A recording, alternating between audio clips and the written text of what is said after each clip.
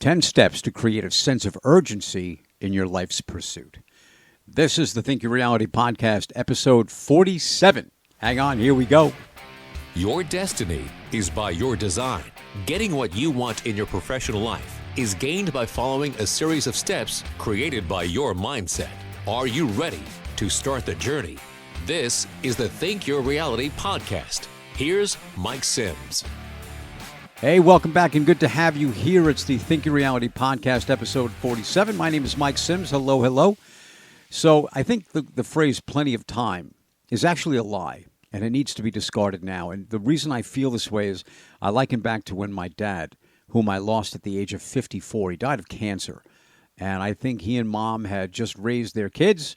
I was the youngest of three, and they were thinking, well, now we have plenty of time to enjoy ourselves. And such was not the case. So I've kind of used that as a catalyst for myself, and I'd like to give you some tips on how to do the same.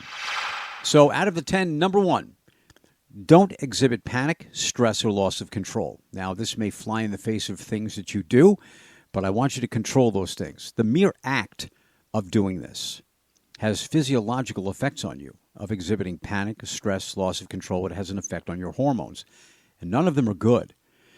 Your goals pursuit is going to test your resolve and your patience, among other things. When you're in that activity, it's critical that you maintain your sense of purpose and your belief in you. They will help you weather the storm. Feeling the stress is an expected emotion. It's going to happen. It's okay. But don't get sidetracked or derailed by it. Again, you have to go back to your core, your sense of belief and your purpose in the life. The 180-degree theory applied. Understand the emotion, but continue on the path anyway. Your action toward your aspirations will be the very thing that causes that stress to literally just fade away because you're focused on you. Remember, the stress has only the effect and value that you gave it. You're replacing angst with action. Make that a habit and see what value it brings to every aspect of your life. Make smart decisions with confidence and act on them quickly. Now, smart decisions hinging upon valid information that is in alignment with your core beliefs and your designated path. See, inactivity can cause complacency or what we call paralysis by analysis. Be decisive with what information you have at that moment and make the decision and move on. Too many of us feel like we don't want to make a decision for fear of it being the wrong one, or we won't make one until we are 150% guaranteed that the decision is perfect. It need not be perfect. Mistakes are made. Mistakes are made and they are recovered from. We don't lose when we gain the lesson. Assess what you want to do and move toward it. Rinse and repeat. Standing still will only get you run over. Identify obstacles and remove them fast.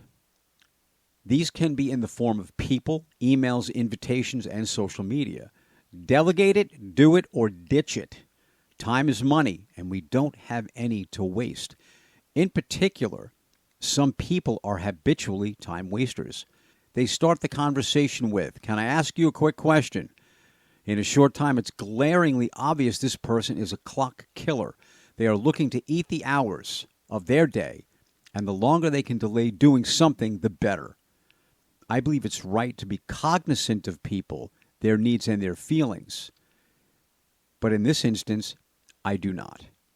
I am as polite as a hammer and have no objections to stating same. The cut is quick, decisive, and not to be apologized for. Establish an outcome-focused mindset instead of an activity-focused one. You've seen people get involved in what we call busy work. They run around looking busy. And you know what? At the end of the day, do they really have anything to show for their time and their work? We have discussed this before. When does your day start? I ask that, and most people answer 9 a.m. And then you see them get to work at 9. And they chat for 10 minutes, make a cup of coffee, check their emails, chat some more, and begin to get to the things that they need to be done sometime around 10:30. Providing no other pressing matters come up like discussing last night's episode of Dancing with the Stars. I will go on record of saying that I have never seen an episode of that show. Your day starts the night before. Lay out by priority what needs to be addressed in numerical order. Start there at number 1 and move down the list. This is outcome focus versus activity based and is a much more substantial, measurable, and practical method of achieving the results you need. Number 5, clarify the consequences of inaction. Remind yourself that the things you are doing are crucial to what you ultimately want your life to mean. The absence of these and subsequent steps are the death of your hopes and aspirations. Most people associate material wealth with the meaning of success. They are only a byproduct, meaning money is only a byproduct of what you will accomplish.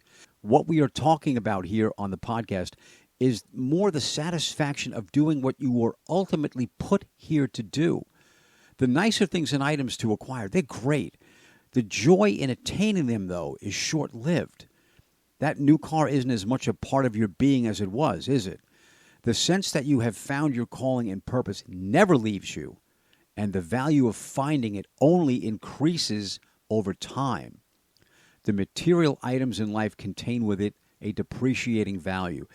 Be clear in your head and your heart what it is you are setting out to gain. Number 6, identify what works and remove all that doesn't. Gauge what activities are getting you further down the path to your dreams being realized and discard those that are not completely aligned with your vision. Assessing your progress ensures you don't get so caught up in the process that you are now off course and it's going to take you a long time to get back to where you're really supposed to be. You can recover from a financial reduction or loss, but time wasted is forfeited forever. Number 7, identify causes of complacency and how to eradicate them. I substitute complacency with the word settling. Settling for less than you want or deserve. This is like time management 101. We all know the diversions and interruptions that are ever present in our lives. People often welcome these, though. You know them, too. The reason being is they have not set the course for their life, so the distraction eats up their day and doesn't require anything of significance or sacrifice from them. They have no direction and therefore are led around willingly. They are also viewed as suspect. What's the first thing you think of when you see someone loitering? These people are doing just that, but within the business confines. Remember, no means yes. No to the distractions means yes to your progress. You need to keep moving. You have a legacy to build. Exhibit urgency in your body language. Don't shuffle or lumber through life. You have to be something before you become something. Act in the way you wish to be. Conduct yourself as if you were already in possession of what you want to be. You need not wait for the goal to be realized before you conduct yourself in that way. The world brings to you that which you expect and accept. If you're not living the life you deserve, it's time for that change to be started and maintained by you. And I'm here to help. Number 9, get to the point quickly and encourage others to do the same. Again, time management. Time is a very precious commodity. Neither of us know how much we are allotted. Getting to the point is easy to do when you have decided what your goals and dreams are and how you convey it in a conversation and by your actions. Be very decisive in your communication when relaying your goals and intentions to others and what it is you wish to accomplish. Indecision on your part indicates to others that you weren't quite sure of what you really wanted to do. And if you don't believe it, why would they? And lastly, number 10, meet your personal deadlines. Your personal deadlines. And expect the same of others. Accountability is critical. You cannot give yourself excuses. They will never produce results. You need and deserve results. You have to now hold yourself to a higher standard or accept less than what life can and will bring to you. My name is Mike Sims. I hope and pray you have an absolutely awesome day. From the bottom of my heart, I really do believe you deserve nothing less. Thank you so much.